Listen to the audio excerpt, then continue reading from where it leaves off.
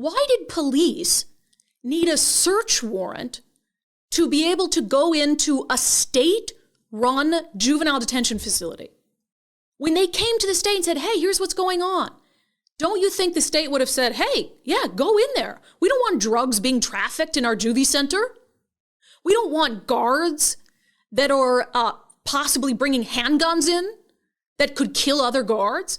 We don't want employees having sexual relationships with these juvenile detention prisoners. Don't you think a well-run state agency would say, absolutely, police, go in there and do what you need to do? But no, they obstructed a police investigation. Why wouldn't the State Department of Children, Youth, and Families, which runs juvenile facilities, cooperate? We took that question right to the top. They had to get a search warrant to go inside a government agency. It sounds crazy.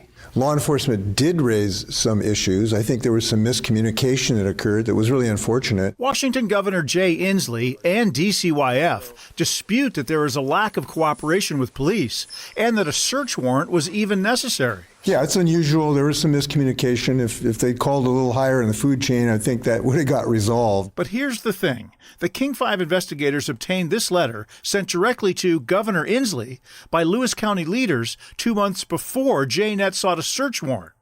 A reply came weeks later. The governor's office is declining to refer this matter to the Attorney General's office for further investigation. And when Chris Ingalls asked Jay Inslee this, Jay Inslee says, well, they didn't need this must have been a miscommunication. They didn't need a search warrant. They should have sent their request higher up the food chain. Only for Chris Ingalls to pull out the receipts and say they did. They sent you a letter months ago asking for you to refer this issue to the Attorney General's office to investigate. You sent them a letter back saying no. So what the hell do you mean that they should have put it further up the food chain? They put it as high up the food chain in Washington State as you could freaking go. They sent it to your office and you turned them away.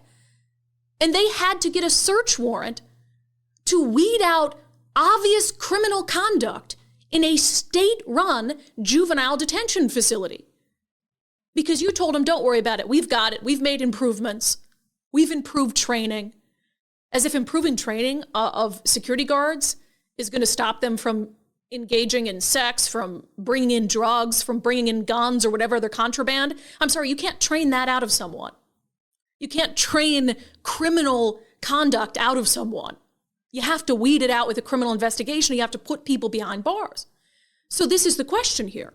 To what extent is the governor's office, is the Department of Youth and Families culpable for the criminal conduct happening, not only inside this juvenile detention facility, but others? There have been a plethora of problems. It's not just Green Hill.